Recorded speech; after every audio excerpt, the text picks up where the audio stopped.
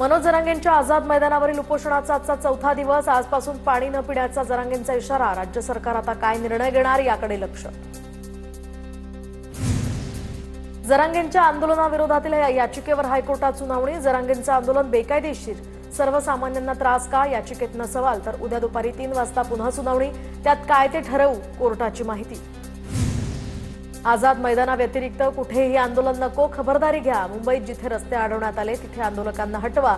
उद्या 4 वाजेपर्यंत ही कारवाई करा। मुंबई हायकोर्टाचे राज्य सरकारला आदेश। बाहेरून येणाऱ्यांना वेशीवरच अडवा। मुंबईत आंदोलक येत असतील तर प्रतिबंध करा, कोर्टाचे आदेश। आंदोलनाच्या विरोधात नाही, पण नियमांचं पालन व्हावं। आम्ही दिलेल्या अटी आणि नियमांचं सरकारनं पालन करावं। मुंबईकरांना उगाच त्रास होता कामा नये, कोर्टाचे आदेश।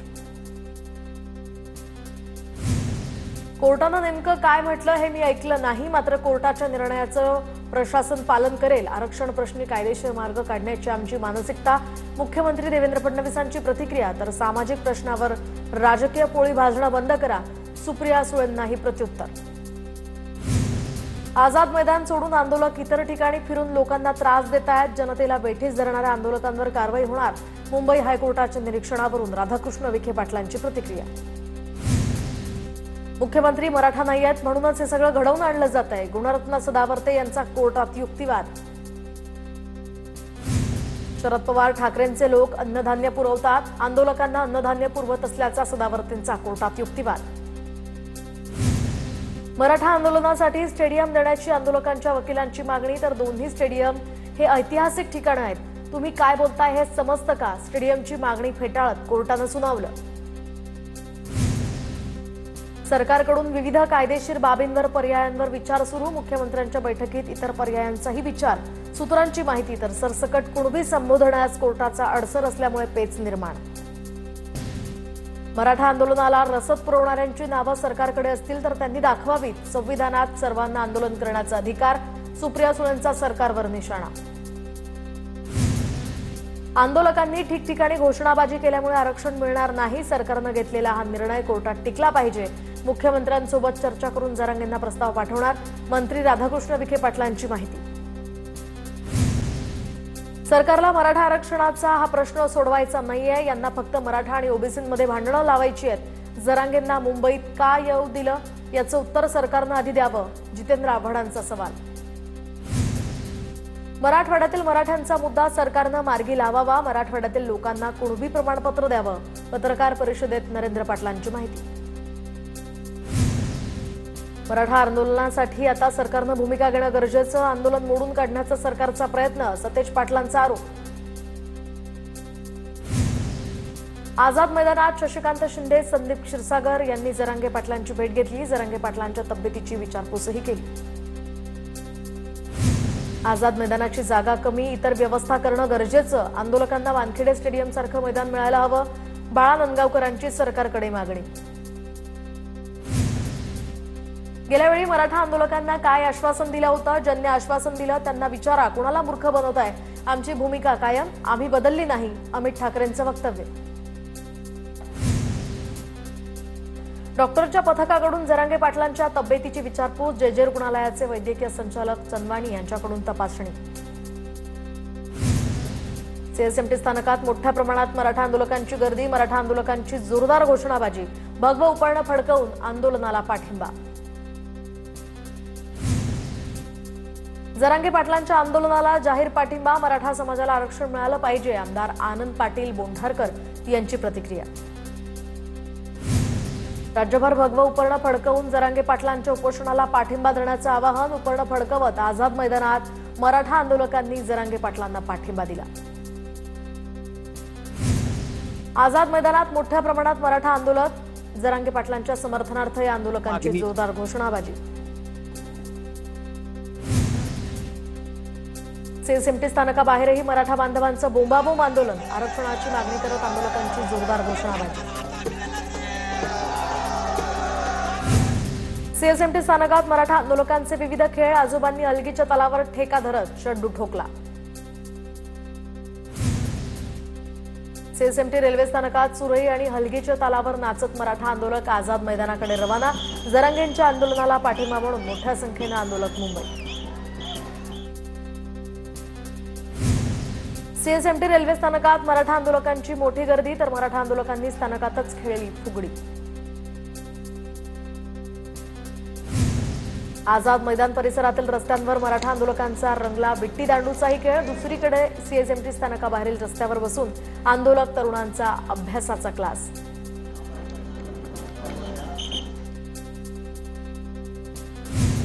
सीएसएमटी स्थानकात मोठ्या प्रमाणात मराठा आंदोलक दाखल। आंदोलकांनी स्थानकात प्लॅटफॉर्मवरच सुरू केला कबड्डीचाही डाव।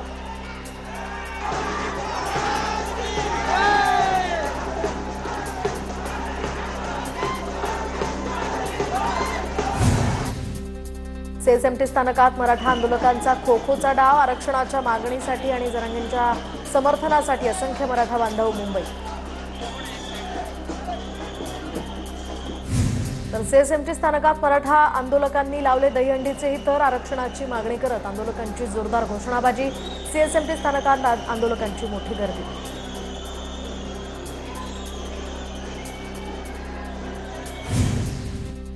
मराठा आरक्षणासाठी मोठ्या संख्येनं मराठा आंदोलक मुंबईच्या आझाद मैदान परिसरात दाखल। सीएसएमटी स्थानकासमोर मराठा आंदोलकांसाठी मोफत खाऊगल्ली, ट्रक भरून पिण्याचे पाणी, भेळ, बिस्किटं, राजगिऱ्याचे लाडू, फळं आणि चटणी भाकरीचं वाटप। 80 वर्षांचे आजोबा सुद्धा आंदोलनात सहभागी, तर लेकरा बाळांसाठी आरक्षण हवंय, आजोबांनी सांगितलं।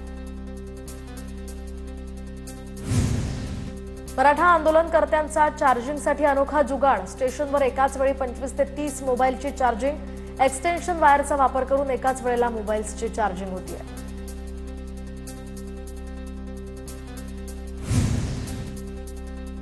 गुणरत्न सदावर्तेंच्या घराबाहेरील सुरक्षा आता वाढवली। मुंबईतील मराठा आंदोलनाच्या पार्श्वभूमीवर त्यांच्या घराबाहेरील सुरक्षेत वाढ। सीएसएमटीसह आझाद मैदान परिसरातही मोठ्या प्रमाणात पोलीस बंदोबस्त। पोलिसांचं दंगल नियंत्रण पथक सुद्धा तैनात। कायदा आणि सुव्यवस्था राखण्यासाठी ही खबरदारी। क्विक रिस्पॉन्स टीम सीएसएमटी परिसरात दाखल। मराठा आंदोलनाच्या पार्श्वभूमीवर पोलीस प्रशासनाकडून या ठिकाणी विशेष खबरदारी। कोणताही अनुचित प्रकार घडू नये म्हणून काळजी घेतली जाते। राज्यभरातनं मुंबईतील आंदोलकांना मदतीचा ओघ, तर आझाद मैदानात मोठ्या प्रमाणात चपाती भाकरी आल्या, तर पाण्याच्या बाटल्यांचा सुद्धा ढीग लागलाय। मराठा आंदोलकांसाठी राज्यातनं पाण्याच्या बाटल्यांचा ओघ। मुंबईत ठिकठिकाणी पाण्याच्या बॉटल्स पोहोचवण्यात आल्या। मुंबईतील मराठा आंदोलकांसाठी आता पश्चिम महाराष्ट्रातनं सुद्धा मदतीचा ओघ। कोल्हापुरातनं फळं, चिवडा, लाडू घेऊन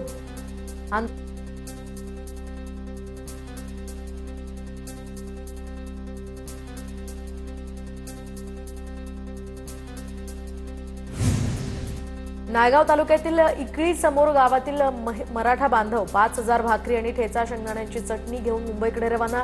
इकळी समोर या ठिकाणी मराठा बांधवांनी सोबत घेतली शिजोरी। एक मराठा लाख मराठाची घोषणाबाजी। दौंड तालुक्यातील आले गावातील मराठा बांधवांचा जरांगे पाटलांच्या आंदोलनाला पाठिंबा। प्रत्येक घरातनं भाकरी चपाती घेऊन मराठा बांधव मुंबईकडे रवाना। जोपर्यंत लढा तोपर्यंत शिदोरी, ग्रामस्थांचा निर्धार।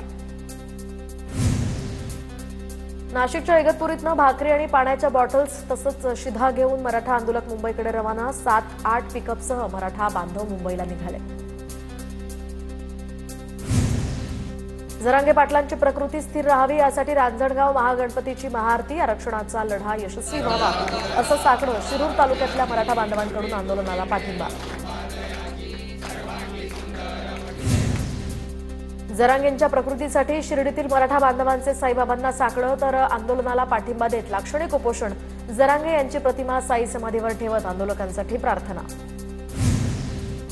नांदेडच्या अर्धापूर तालुक्यातल्या उमरीमधील ग्रामस्थांचा जरांगेंच्या आंदोलनाला पाठिंबा। महिलांनी महालक्ष्मीचा सण साजरा केला नाही। मनोज जरांगेंना पाठिंबा देत आष्टी कडा शहर कडकडीत बंद, तर महाराष्ट्र बंद ठेवायची वेळ येऊ देऊ नका। मराठा बांधवांची संतप्त प्रतिक्रिया। 25 क्विंटल बुंदी चिवडा घेऊन मराठा बांधव मुंबईकडे रवाना। हिंगोली जिल्ह्यातील शिरसम या ठिकाणी आठवडी बाजारासह बाजारपेठ बंद। मनोज जरांगे पाटील यांच्या आंदोलनाला पाठिंबा देण्यासाठी कडकडीत बंद। 35 ते 40 गावांची शिरसम बाजारपेठ बंद ठेवून मराठा आंदोलनाला पाठिंबा।